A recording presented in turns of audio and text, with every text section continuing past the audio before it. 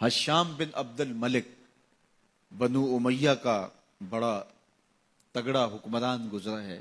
یہ مطاف میں شامی وفد کے ساتھ طواف کے لیے آیا تو اس کا جی چاہا کہ میں حجر اسود کو بوسہ کروں، لیکن وہاں ہجوم اتنا تھا کہ ہمت آگے جانے کی پڑ نہیں رہی، لوگ راستہ ہی نہیں دے رہے.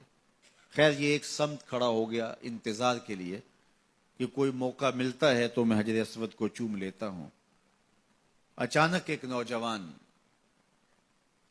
طواف کرتے ہوئے حجر اسود کے مقابل آئے اور ایک لمحے کے لیے توقف کیا کہ میں حجر اسود کو چوموں. لوگوں نے راستہ چھوڑ دیا.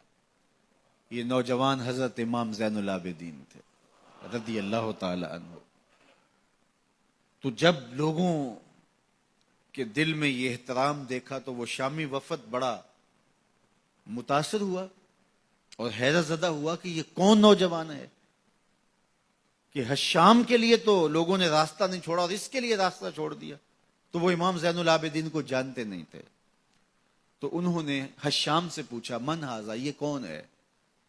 اب ہشام بن عبد الملک تو جانتا تھا کہ یہ کون ہے، لیکن اس نے اپنی سبکی محسوس کی کہ میرے لیے تو راستے نہیں ملے اور اس نوجوان کے لیے راستے چھوڑ دیے گئے ہیں. تو اس نے کہا پتہ نہیں کون ہے. جس طرح کوئی عام شخص ہو. فرزدق شاعر پاس کھڑا تھا، اسے غیرت آئی. اس نے کہا کہ اگر آپ کو نہیں پتا تو میں بتا دوں یہ کون ہے. اللہ اکبر.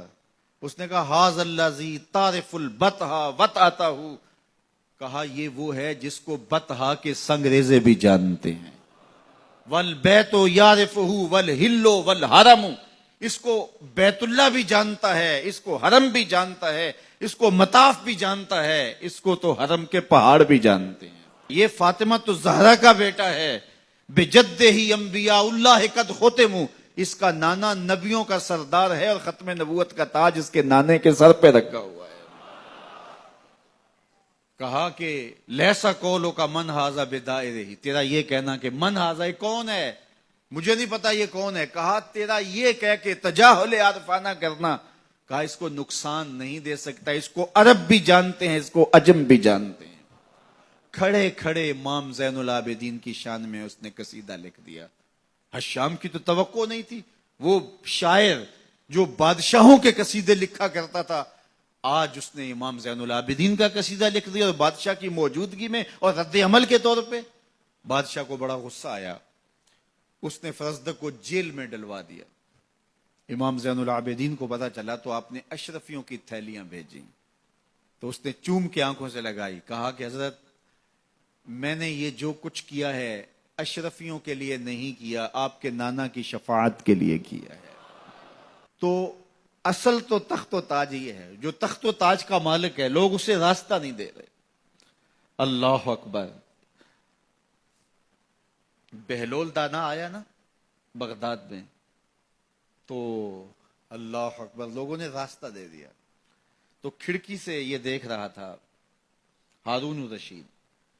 تو وہ اپنی بیگم سے کہنے لگا کہ حکمران ہم نہیں ہیں، حکمران یہ لوگ ہیں. جو دلوں کو فتح کر لے وہی فاتح زمانہ. تو حضرت امام حسین ہارے نہیں ہیں، حضرت امام حسین جیتے ہیں. اس پورے مجمع میں اگر میں ڈھونڈنا چاہوں تو مجھے یزید نام کا ایک شخص بھی نہیں ملے گا. اور اگر میں اس تلاش کو اور پھیلا دوں اور پورے شہر میں ڈھونڈوں تو پورے شہر میں نہ یزید نام کا شخص ملے گا، نہ شمر نام کا شخص ملے گا، نہ ابن زیاد نام کا شخص ملے گا. اچھا میں اور اس دائرے کو پھیلا دوں تو پورے پاکستان میں ڈھونڈوں تو شاید مجھے یزید نام کا شخص نہ ملے.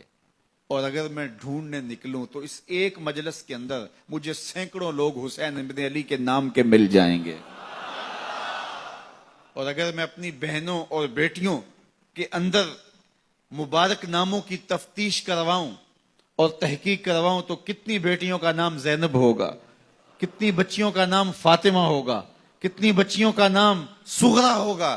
تو یار آج اکبر نام ملے گا، آج اصغر نام ملے گا، آج مجھے زین العابدین نام ملے گا، آج مجھے حسین، شبیر، شبر نام ملیں گے، آج مجھے حسن نام ملے گا، آج مجھے قاسم نام ملے گا، آج مجھے یہ تو نام ملیں گے، لیکن یزید اور شمر کا نام کہیں نہیں ملے گا۔ یار جس کا نام لوگ رکھنا نہیں چاہتے تو وہ زندہ کیسے ہوا؟ اور میرا حسین کل بھی زندہ تھا، میرا حسین آج بھی زندہ ہے۔